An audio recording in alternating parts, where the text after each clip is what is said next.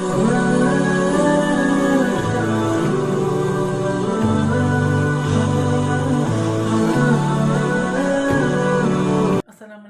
dan selamat sejahtera kepada Ahmad Rizal. Nama saya Muhammad Qasama bin Kala dan hari ini kita akan tuangkan pasal proposal video kami, iaitu kebangkitan semula Islam dan penyebabnya di Malaysia.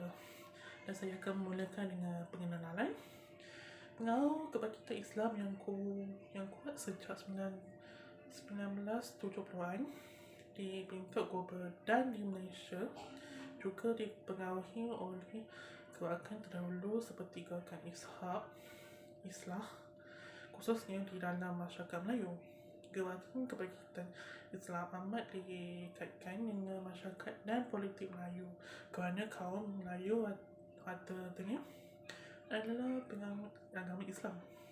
Perlu dipahami bahawa pengaruh kebangkitan Islam yang perlu di peringkat global juga menyampai sejarahnya yang tersendiri, terutamanya revolusi Iraq yang berlaku pada tahun 1979 yang akhirnya banyak memenuhi pemikiran gerakan Islam di seluruh dunia, termasuk di dalam Malaysia tersendiri.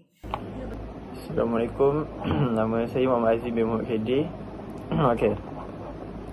Latar belakang. Fenomena kebangkitan Islam wujud kerana terdapat kesedaran sejarah menyeluruh bagi menghayati semula Islam sebagai suatu cara hidup berdasarkan Al-Quran dan Sunnah. Perkembangan Islam di Timur Tengah telah memainkan peranan dan sumbangan yang ketara dalam mempengaruhi perubahan asas di dalam proses kebangkitan semula Islam ini. Perkembangan Islam di Timur Tengah, khususnya Iran, dianggap sebagai salah satu kuasa ideologi yang terkuat yang mempengaruhi kebangkitan semula Islam secara global 1970-an dan 1980-an. Dalam politik, Islam semasa dan akhirnya mempengaruhi bidang-bidang yang lain, termasuklah bidang sosial dan ekonomi. Namun, kebangkitan Islam secara menyeluruh ini merupakan sebahagian daripada kesinambungan daripada gerakan Islah yang berlaku sebelumnya yang diasaskan oleh pemikiran dakwah dan politik Islam serta peranan pertubuhan yang diasaskan oleh tokoh-tokoh gerakan Islam seperti Hasan al-Banna dengan Al-Ikhwan al-Muslimun, Abu al-Ala al-Maududi dengan Jamaat Islami, Ayatullah Khomeini, Ali Syariati dengan Revolusi Islam.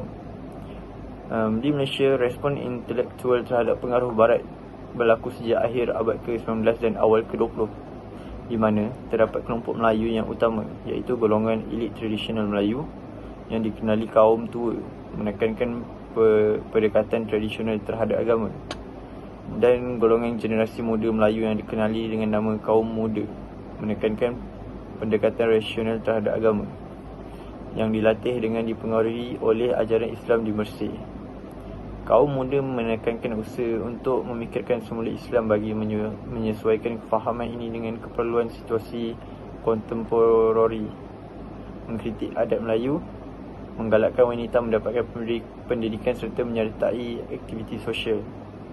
Dan keadaan ini membolehkan orang Melayu turut serta di dalam meningkatkan taraf mereka di dalam situasi moden, yang akhirnya akan menyebabkan perubahan sosial. Konflik antara kaum tua dan kaum muda berasaskan kepada kepentingan penggunaan akal di dalam menentukan kebenaran agama dan meninggalkan fahaman menyeleweng yang semata-mata berdasarkan taklid. Assalamualaikum warahmatullahi wabarakatuh. Nama saya Hanif Najmi bin Hafizal. Jadi pada hari ini saya akan ceritakan tentang permasalahan kajian. Tamadun Islam yang pernah terbina adalah atas dasar akidah, syariah, ilmu dan akhlak. Dasar-dasar ini bertitik tolak dari faktor keagamaan yang menjadi unsur utama pembangunan tamadun Islam, yakni seperti yang diajar oleh Nabi Muhammad SAW. Penekanan diberi daripada aspek-aspek iman, Islam dan ihsan. Malangnya, umat Islam hari ini begitu tercabar dengan isu-isu seperti konflik politik, krisis ekonomi, kebekuan idea dan penyelewengan kewangan dan juga penyelewengan agama. Apabila diungkapkan, bolehlah dikatakan cabaran-cabaran utama yang melanda adalah kerana kepincangan nilai-nilai akhlak, kurangnya kepimpinan yang berwibawa yang membawa kepada perpecahan masyarakat yang goncang kestabilan sosialnya akibat pengaruh budaya asing, ideologi barat, kelemahan ekonomi dan kemerosotan ilmu di kalangan umat muslimin itu sendiri, yang menyaksikan barat menguasai ekonomi, sains dan teknologi dan seterusnya dominan dalam kuasa politik dan ketenteraan. Selain daripada itu, globalisasi telah memberi impak ke atas negara-negara miskin yang kebanyakannya negara-negara Islam. Contohnya, negara-negara kaya barat tidak jujur dan memerangkap mereka dengan idea perdagangan bebas, liberalisme.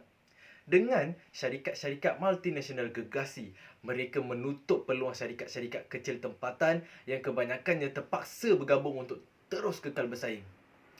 Ini akan terus menekan negara-negara membangun, ditambah lagi dengan bantuan kerangka kerja antarabangsa seperti WTO, IMF dan PBB. Badan-badan ini mengolah undang-undang yang lebih menguntungkan negara kaya barat. Sejarah perpecahan Islam telah bermula lebih awal daripada itu.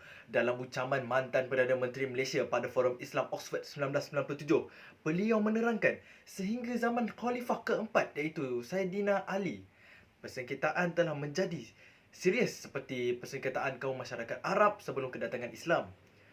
Umat Islam terbagi secara dua secara tetapnya. Penentang Ali mengikut Muawiyah dan dikenali sebagai pendukung sunnah-sunnah Rasulullah. Ahlul Sunnah wal Jamaah dan pengikut Ali yang mungkin bertentangan dengan Ali sendiri berpecah untuk membentuk orang-orang Islam Syiah dengan menganggap Ali sebagai pewaris sebenar. Rasulullah. Ini berlanjutan seterusnya di antara negara Islam, Iran dan Iraq dengan disokong oleh perang dingin di antara Barat dengan blok komunis. Dengan itu, negara-negara Islam ini diadu bomba manakala rakyat menjadi mangsanya.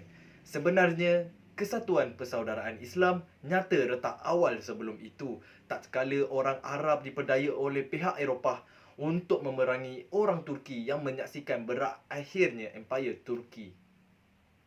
Islam Turki. Sementara itu, sekularisme atau keduniaan ciptaan Barat tidak sesuai dipegang oleh umat Islam kerana ianya jelas bertentangan dengan ajaran Islam. Sekularisme memisahkan soal agama dari duniawi. Islam tidak pernah mengenali hal ini sebab syariat selalu menjadi asas fatwa dan peradilan umat Islam sepanjang sejarahnya. Anggapan sekularisme yang bersumberkan kepercayaan orang Yunani bahawa Tuhan menciptakan alam lalu membiarkannya berjalan sendiri adalah disanggah oleh Islam. Ini kerana dalam Islam Allah mencipta pemilik segala kekuasaan dan menurunkan syariat agar hambanya tidak berbuat kekufuran, kezaliman dan kefasikan. Kesan sekularisme terlihat bertapak di sistem pendidikan Malaysia.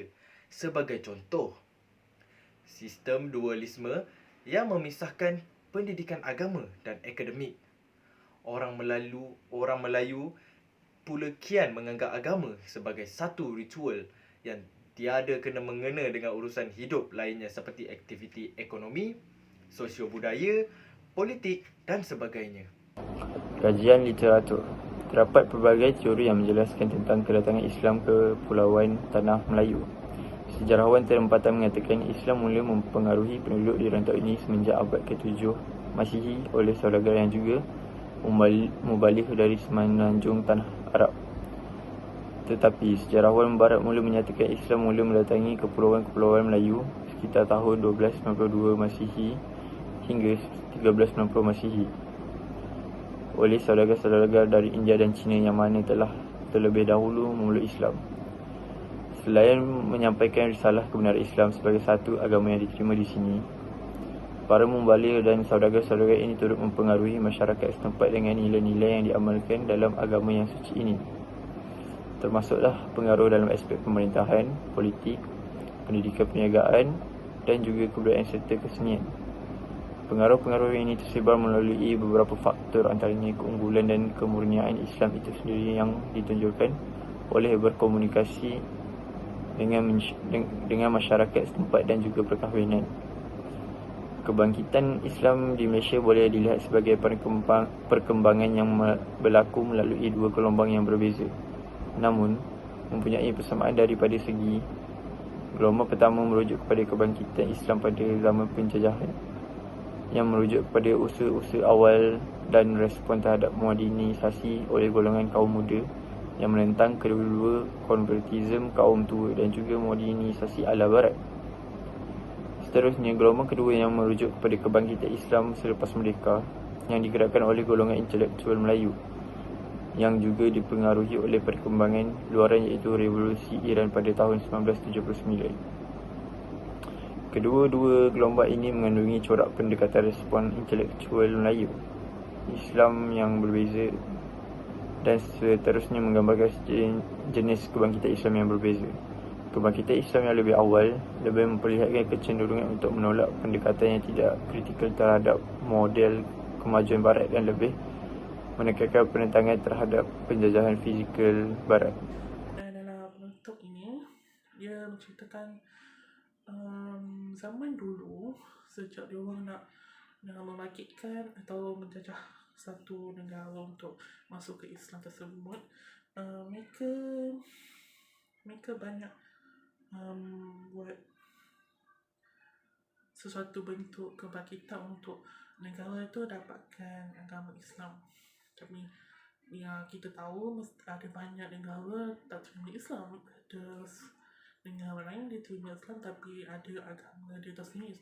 Contohnya Jepun dia ada budaya dan agama dia ada sendiri, tapi Islam tetap ada sebab dia orang dah jejas dulu. Dan kita dah bagi tahu dalam proposal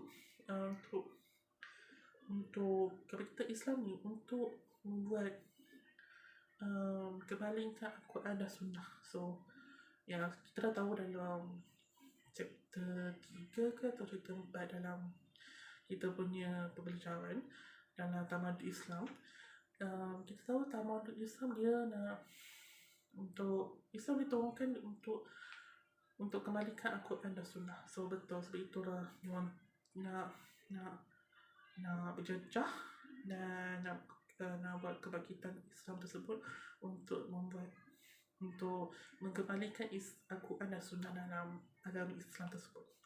So sebab itulah agama Islam ni amat diutamakan lah macam tu.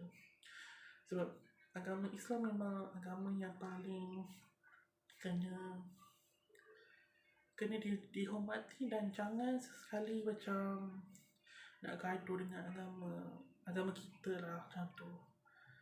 So itulah kenapalah kita membuat topik kebangkitan Islam dan penyerapan di Malaysia ini untuk kita tahu kenapa Islam ni ada dalam Malaysia, why, and then kenapa kebangkitan Islam ni kena pergi seluruh negara. Untuk inilah sebab untuk kita tahu seluruh negara tersebut ada agama sendiri, tapi boleh tak ada orang terima agama Islam. Sebab itulah